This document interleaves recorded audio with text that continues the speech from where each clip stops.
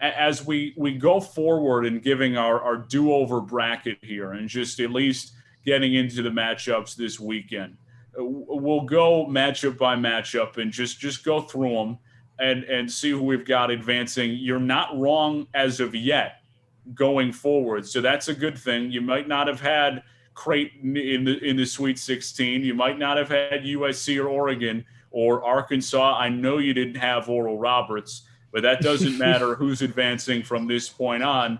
We'll start with Gonzaga and Creighton here in the Sweet 16. Nick, I have to start off by talking about bacon.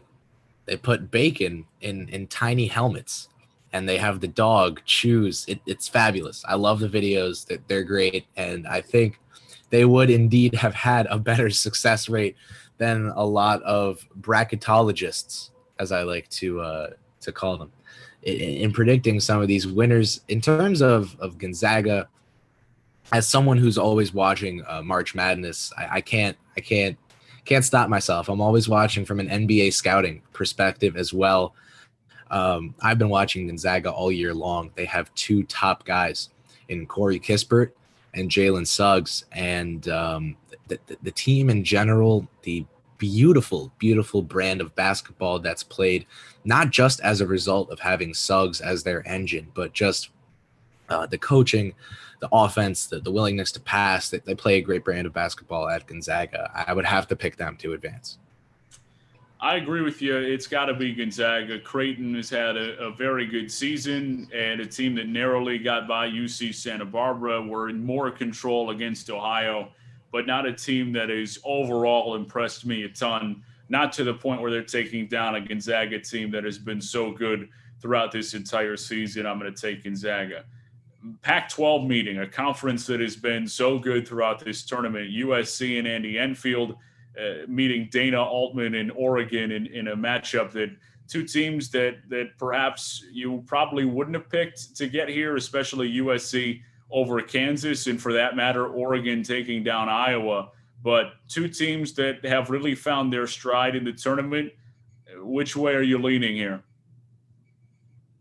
It's tough, but these two teams met up, and it took Oregon hitting a lot of their perimeter shots to get them a win. And not to mention, again, from a scouting perspective, Evan Mobley had a terrible game when Oregon was able to beat them. I think that both teams showed some pretty decent offensive prowess in the last round, but the defense from Oregon is where I'm concerned. I think if Mobley is able to string together, and with his talent, I'm going to bet on it, a good enough game, I'm going to pick USC here to take the win. It's a defensive concern for me with Oregon. This is a tough one because two coaches in particular that have great track records in the tournament, and you know that each team is independent, and to try and get a read on what's going to happen the next time around, you try and go to what you have the most reference with, and that's the coaches. And this is a tough one for me. I'm going to go Oregon, though. I just like the way that they've been able to play. The win over Iowa was extremely impressive. I feel like they're rolling. Kansas in a stop-and-start situation. USC was able to catch them in a tough situation. I think Oregon, who is going to be better rested in this situation as well, of course, advancing past the first round because of COVID issues against VCU, are going to be in a good spot there, and I like them to advance to the Elite Eight. Down the bracket, Michigan and Florida State. This a 1-4 matchup. We were actually supposed to get this, so you might have predicted this one. Michigan, Florida State, who are you taking? We're talking about coaching and being able to predict how teams play. I want to talk about a program that really seems to value defense, would be FSU. And Michigan losing livers for the tournament, committing a good amount of turnovers in their last game.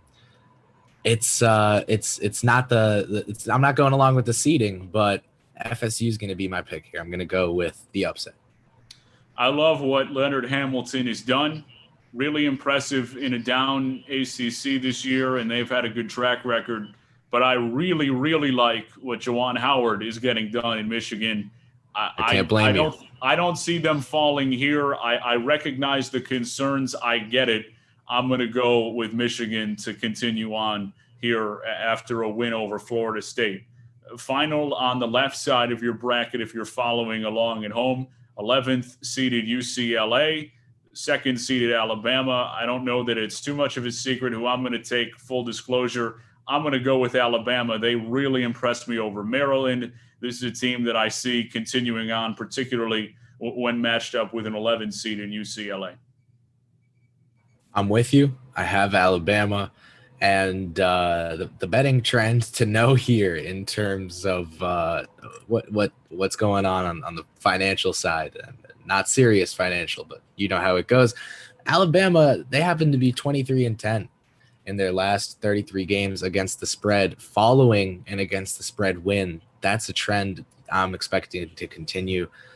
Again, as you said, I love their play. You know, for me with college basketball, I'm not as intense of just a fan as I see myself as being with the NBA and college basketball. I just try to just have real fun with it. The atmosphere, the students, the fans. It's a fun league to watch.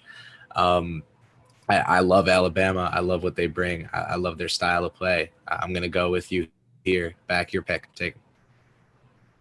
We're going to have to go rapid fire through the right side of the bracket. So quickly, Houston and Syracuse. Syracuse, could they continue their magical run to the Elite Eight? Buddy Boeheim is not going to do it for me. I'm going to take Houston. I'm gonna roll with it. I think Jim Boeheim has figured out something. I don't think the magic stops here. I like them going to the Elite Eight. I don't hate it. They find a way. I'm telling you, that zone in particular, teams have not seen it, and it seems to give them problems in the tournament. I like Syracuse to advance. Loyola Chicago, huge upset win last weekend against Illinois. They might be the best 8 seed in tournament history, taking on the 12 seed Oregon State Beavers. Loyola Chicago is a program that you love, and you feel like they are extremely well coached and a really well-run program. I'm not going to bet against Sister Jean in this situation, and it has little to do with Sister Jean and more about what they've been able to do. I really like Loyola Chicago. My one-liner take was going to be, who am I to bet against Sister Jean? Got to go with Loyola. Ride the momentum. That upset was great, and Oregon State beat Oklahoma State, which – as someone who watched a lot of Cade Cunningham, I know was not the most impressive of teams this year in general. Talent was there on Cunningham's part for sure. The rest of the roster was something. Gonna go with your pick here as well. Would not have pegged a 3-15 matchup to appear in the Sweet 16, yet that's what we have. Oral Roberts, could they continue the madness into the Elite Eight? They match up this time with Arkansas. I feel terrible saying it, but I have to. I'll explain the connection. Eric Musselman is the son of Tom Thibodeau's first mentor. Tom Thibodeau teams do not play with their food. Moses Moody is one of my favorite prospects in the entire draft class this year. I think he is much more than the prototypical 3-and-D wing, Bridges, Vassell type guy. I think the offensive upside is there in the Chris Middleton department. Just to talk about a guy whose caliber I think he could be in.